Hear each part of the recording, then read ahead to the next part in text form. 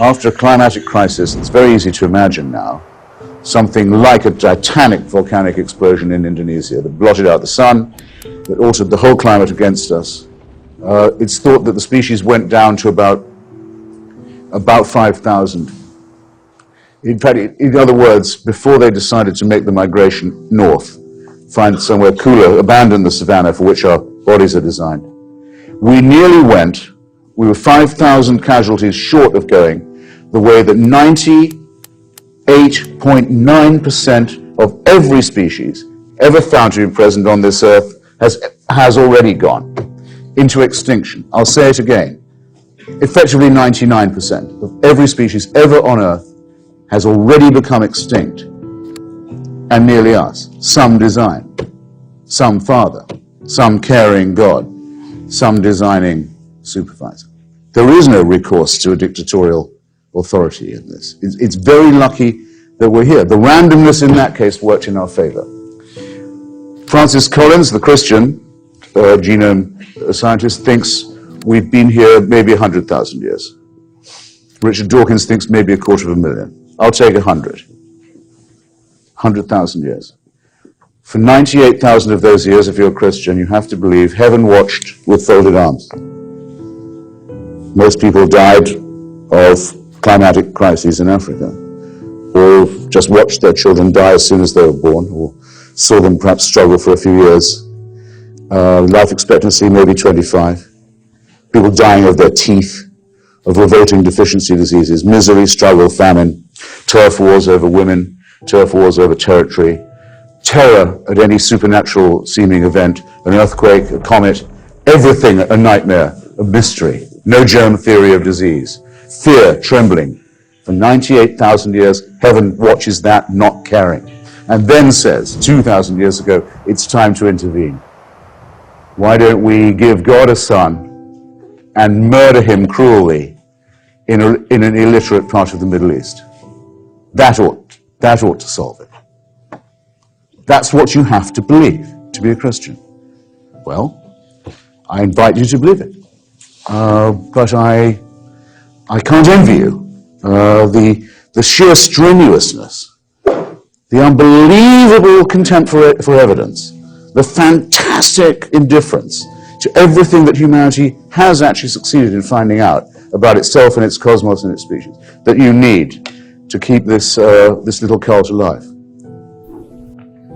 This is a map of world religion as it's distributed across the globe, and you can see that this is it's partitioned at the boundaries of nations. Now, I think my colleague and friend Richard Dawkins was the first to point this out. At least I'm sure I got this from him, that this is not the way truth spreads itself over the globe. I mean, this should look suspicious. I mean, religion is not in the truth business if this is how it's partitioned. The agnostic philosopher Paul Draper has pointed out recently that if theism were true, we would expect God to act in the world in ways that science must take into account. An all-powerful being who seeks a loving relationship with humanity would probably act, in one way or another, directly or indirectly, as a causal agent in the history of the universe. And consequently, scientific accounts of that history would have to take his actions into account. If theism were true, then, it would be extremely surprising that science can ignore God and still explain so much. And yet it does. So, the success of naturalistic science, I think, favors atheism over theism. In any argument, any debate, the burden of proof rests on the shoulders of the person who makes the claim, not on the shoulders of the person who doubts or who is skeptical of the claim. If I were to say, Jerry, I have invented a perpetual motion machine. I really have. It works, it's great. And Jerry were to say, I'm skeptical. Prove it to me.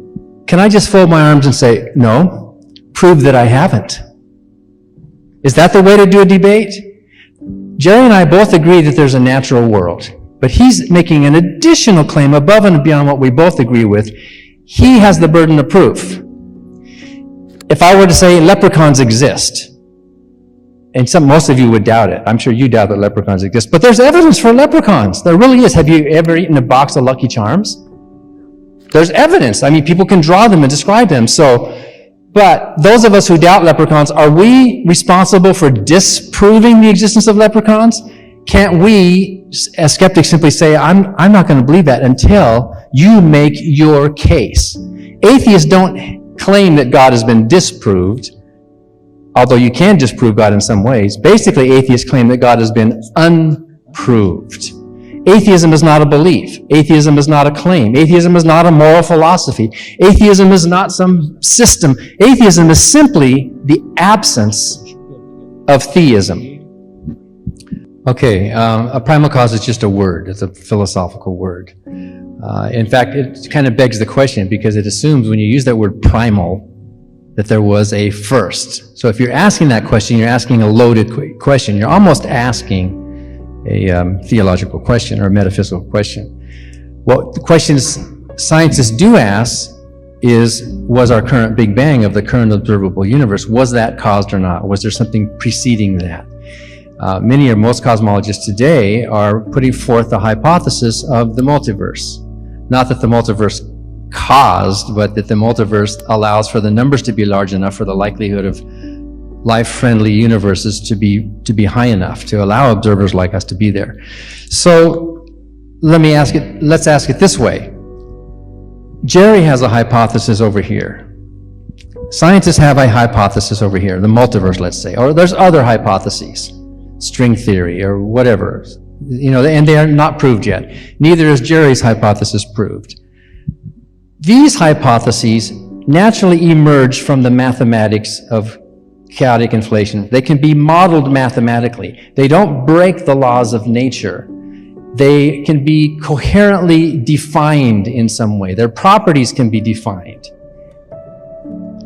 Jerry's hypothesis cannot be modeled mathematically. It cannot be coherently defined. It doesn't follow any laws of nature. It is not even on the table as a natural hypothesis. It doesn't even have a coherent definition to it. Let me just ask you, if you have both of those hypotheses on the table, which one do you think is going to be the more likely one to be the answer in the future?